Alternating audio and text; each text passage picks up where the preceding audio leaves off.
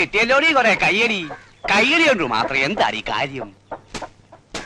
SSLC പാസ്സായപ്പോ 1ാം class, pre degree ഞൊട്ടിയപ്പം 2ാം ക്ലാസ്, ഡിഗ്രി നിരങ്ങി കേറിയപ്പം 3ാം ക്ലാസ്. മതിയല്ല? അവൻ നന്നാകത്തില്ലടി. ഒന്ന് നിർത്ത് മനുഷ്യ. എത്ര കാലമായിട്ട് നിങ്ങൾ പറയുന്നു അവൻ നന്നാകത്തില്ല എന്ന്. പിന്നെ എങ്ങനെ നന്നാകും? ഞാൻ പറയുവടി, ഇവരുടെ പ്രായമുള്ള ഓരോരുത്തരെ കല്യാണം കഴിച്ച് മക്കളുമായി സുഖമായിട്ട് ജീവിക്കുന്നു. ഇവിടെ ഒരുത്തർ നാട് നന്നാക്കാൻ നടക്കരുത്. എടി 4 ഇന്റർവ്യൂവിന് പോകും, 4 തൊപ്പിയിട്ടിക്ക് പോകുന്നു. ഞാൻ പാടുപെട്ട് ബുദ്ധിമുട്ടിയാ അവൻ ആ മില്ലിലൊരു പണി വാങ്ങിച്ചു കൊടുത്തു. അവൻ എന്തിന്റെ അസുഖമായിരുന്നു?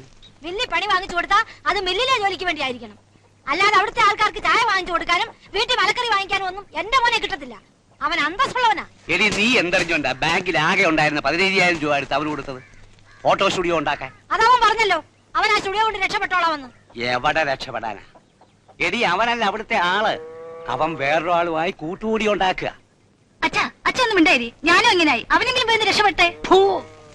ആങ്ങളെ പറ്റി പറഞ്ഞപ്പോ അവിടെ ഒരു ദണ്ണം ഓടിയാത്ത. നിനക്കൊന്നും എന്നെ ഗുണദോഷിക്കാനുള്ള യാതൊരു യോഗ്യതയും. അന്നേ നിന്റെ കല്യാണത്തിന് ഞാൻ എതിരായി. നീ സോമൻസാരെ പോയി കെട്ടി. ഇപ്പൊ എന്തായി? ഒക്കത്തൊരു കൊച്ചായി. അവൻ അവന്റെ പാട്ടിന് പോയി.